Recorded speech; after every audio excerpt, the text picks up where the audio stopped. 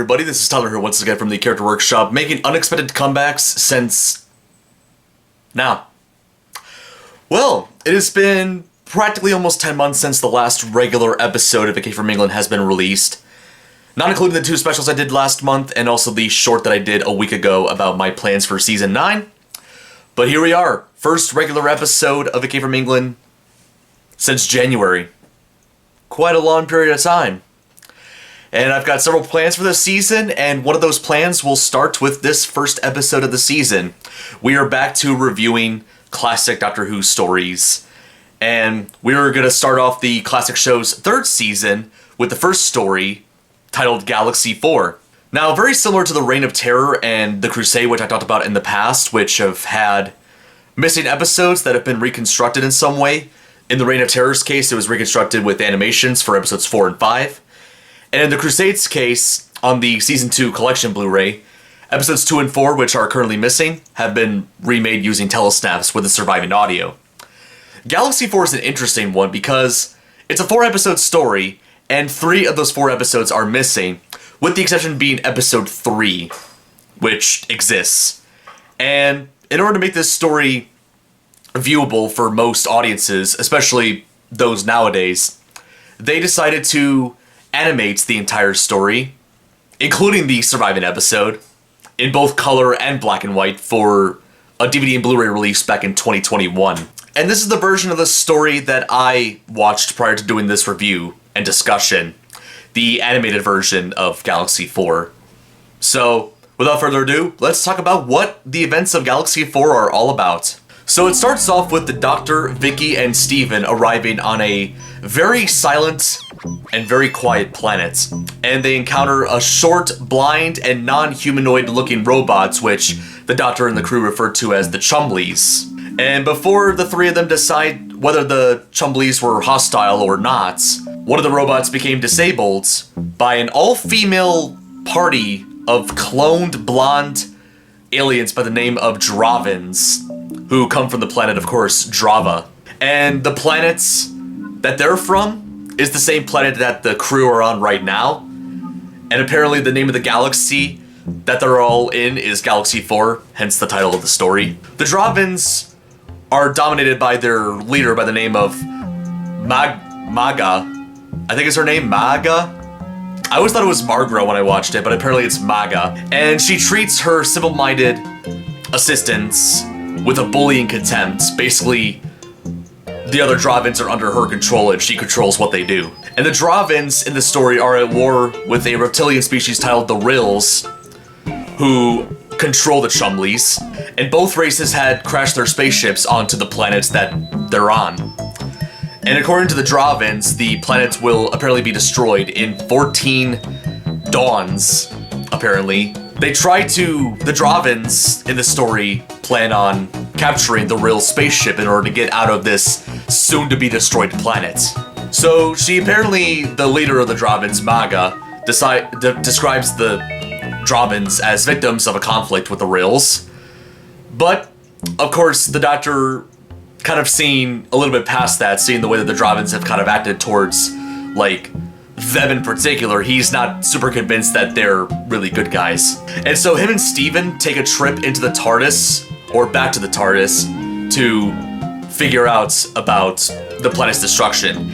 And upon it, the Doctor discovers that it's not going to be 14 dawns that the planet will be destroyed. It'll be destroyed in 2 dawns, so a lot closer to being destroyed than they initially thought. So he did try to keep the secret of the 2 dawns away from the Dravins for the time being, but eventually Maga forces the truth out of him at gunpoint, essentially. So then the Doctor and Vicky then travel to go to where the Rills are in their spaceship, while Steven was kept as a hostage by the Dravins. And the Doctor then works out that the ammonia-breathing Rills, which apparently the Rills breathe on ammonia, are actually a very advanced species, and when he and Vicky eventually meet one of the members of the Rills, which you don't actually see them interact with the Doctor and Vicky at first. Basically, they talk through thinking, which is transmitted from the Chumleys themselves. The huge and impressive horned warthog-like Rill creatures, which is what they look like, explains that they have offered to the Dravins to help them escape from the planets, but Maga refused and wanted to go to war with them simply because of how different they look compared to them. The Doctor then tells the Rills of the true life remaining on the planet and promises to help the Rills escape, since the solar energy converts on the Rill craft have not gathered enough power for them to take off. The Doctor and Vicky shortly return to the Dravins' ship to find that Steven was unconscious, as while Steven was trying to escape from the Dravins, they trapped him in an airlock and were planning on killing him by getting rid of the oxygen in there. And they returned to the Rill vessel, where the Doctor successfully was able to basically make a power converter linked to the TARDIS, so basically transferring some of the TARDIS's power into the Rill spaceship in order to help them leave the planet. Maga and the other Dravins lead to try to stop the Rills once and for all, but the Chumbleys defend this ship long enough for basically the TARDIS to power up the Rill spaceship, and the Rills eventually leave the planet. Meanwhile, one of the Chumleys were left behind to defend the Doctor, Vicky, and Steven.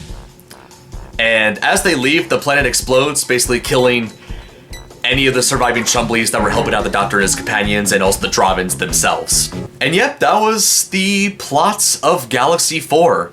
Quite an interesting story, if I say so myself. So as I brought up earlier, this story was animated since episodes 1, 2, and 4 were missing to make the story viewable to most audiences, including myself. This story, I really liked this story.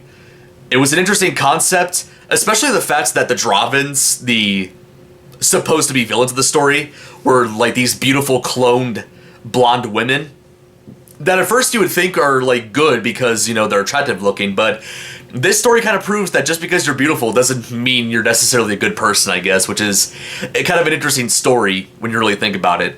And the reveal of what the Rills themselves looked like, they're these like reptilian creatures that aren't really the best looking, but they're apparently very friendly towards the Doctor, Vicky, and Steven. So that's one of the things that was really interesting about that Galaxy 4 was the reverse thinking.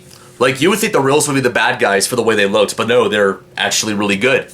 But the Dravins, on the other hand, are villains, especially their leader, who has like a controlling nature amongst her own race and wants nothing to do with, didn't accept the Rills' help of them to escape. She just wanted to continue being at war with them, which, let's be honest, was pretty unnecessary to begin with. And in terms of the main characters themselves, the Doctor, Vicky, and Steven, I would say all three of them had a decent amount of screen time and stuff to do throughout the story.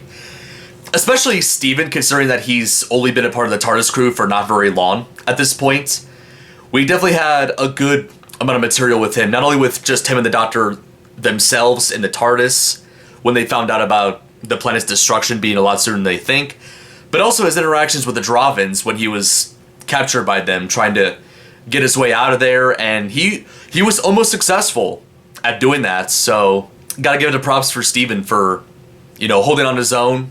And Vicky, we've known about Vicky for a while, so it's not really much new information about her, but she's nice as always. And the fact that she was the person that came up with the phrase for the Chumleys, since they weren't really named prior to her, the Doctor, and Steven meeting them, and it was kind of nice. And the fact that like the name of the Chumleys kind of carried on throughout the story, and even to the point where she brought it up in front of the Rills themselves, so that's kind of funny and cool.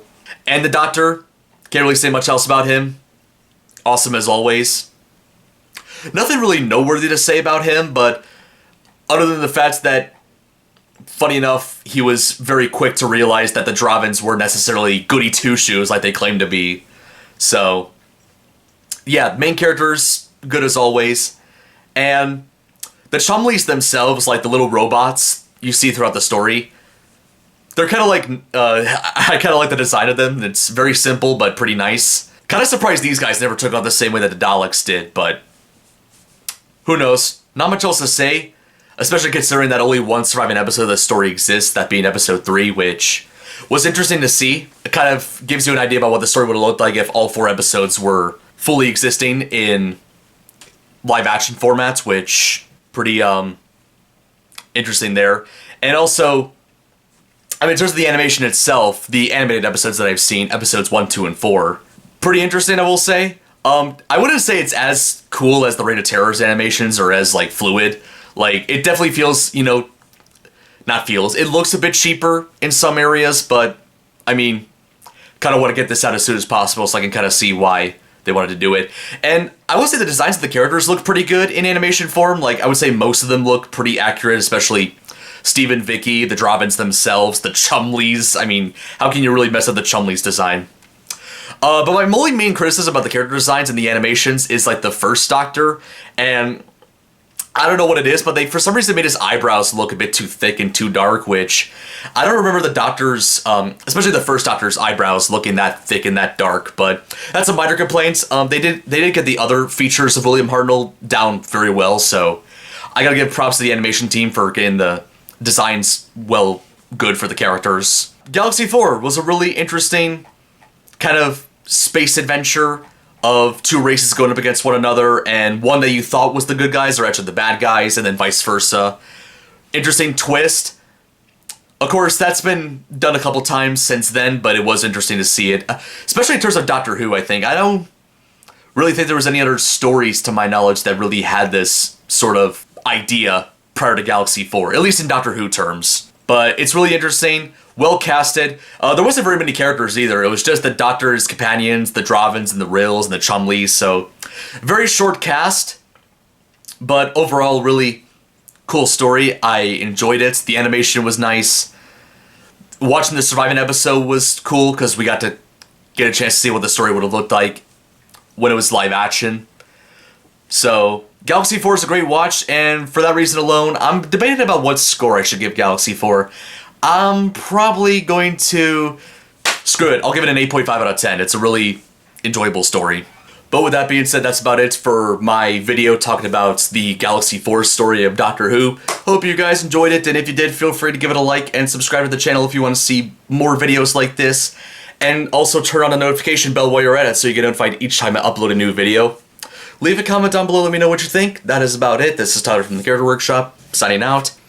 And stay tuned next time, because next time we're going to be reviewing another Doctor Who story, but unfortunately we're going to have to skip a couple of them since, well, once we get to this point in the show's history, the amount of surviving stories kind of decreased starting with Season 3. Galaxy 4 is like a first example, but it's 4 episodes, as I mentioned earlier, and only one of them survives, and the rest of them were animated. Unfortunately, the next couple stories have not had any animations or official reconstructions yet, so we're gonna have to skip from basically the first story to Season 3, and the next time you'll see me, we'll talk about the 6th story of Season 3, so yeah, quite a jump.